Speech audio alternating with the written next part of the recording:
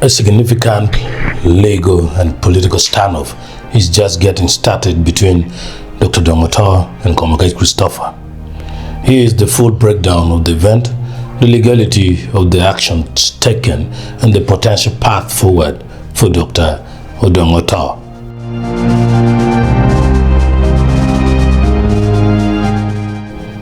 Well, the brief story, the election in Aruu County concluded with a razor-thin margin. Komakech Christopher was declared the winner with a lead of only 26 votes, not 24 as I said, during the tallying process at the Pade District Electoral Commission EC Center. Dr. Odonga, a seasoned politician and recent activist, confronted officials.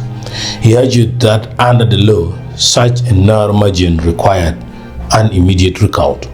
Despite his vocal protest, captured on video citing the Parliamentary Elections Act, EC officials proceeded to declare Komakech the winner without conducting the recount. Following the declaration, groups of Balalo cattle keepers in Pade were seen celebrating the defeat of Otto, who had recently led a high-profile campaign against them regarding land grabbing and illegal charcoal trade. No, excuse me. The law says when the difference is less than 55, yes, you must order an immediate recount. So so we will order it, yeah. Oh yeah, we are waiting here. Yeah. Yes. This is section 73 of the Parliamentary Election Act.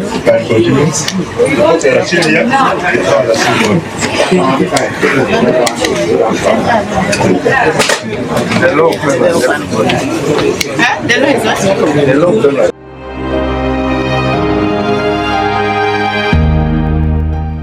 Fact check and legality. Dr. Odonga's legal argument at the tallying center was correct. The 50-vote rule under Section 55 of the Parliamentary Elections Act, a recount is mandatory if the margin between the first and second candidate is less than 50 votes. Since the margin was 26, the returning officer had a statutory duty to recount. The shall clause. The law uses the word shall, meaning the EC does not have the discretion to say no. By refusing, they committed a procedural illegality. Section 73, Otto's reference to Section 73 pertains to the powers of the High Court to set aside an election if it was not conducted in accordance with the principles of the Act.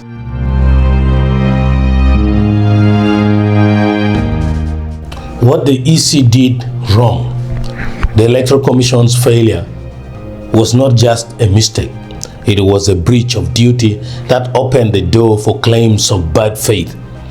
Violations of statutory duty, they ignored a specific mandatory instruction in the law, the recount. Failure of impartiality, by refusing the recount, they protected a win that was statistically fragile, creating a perception of bias toward Komakech. Broken chain of custody, by delaying or refusing the recount on site, they allowed the ballot boxes to be moved or stored, which creates the risk of tampering.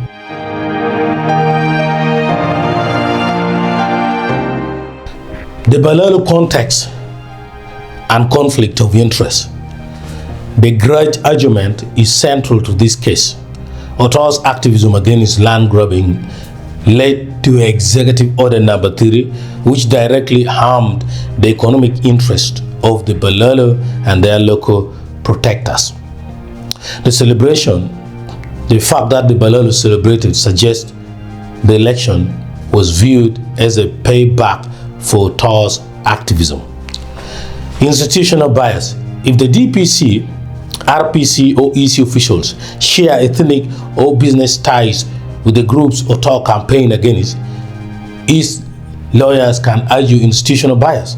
This means the officials were not neutral referees but had a personal special interest in seeing Otto lose. Motive for refusal. In court, Otto can argue that the EC refused the recount specifically to ensure that any errors or staffing done in favor of his opponent would not be discovered.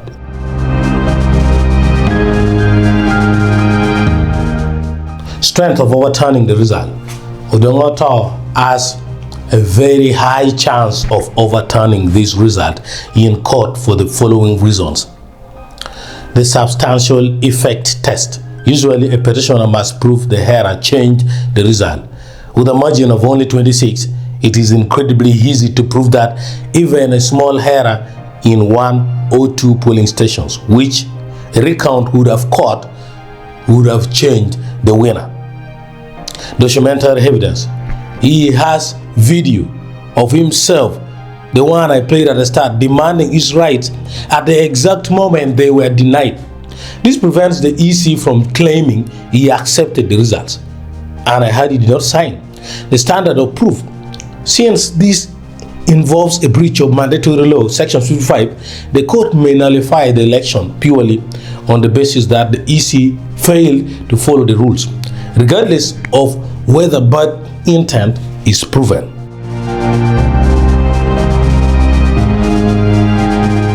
What next? High Court petition.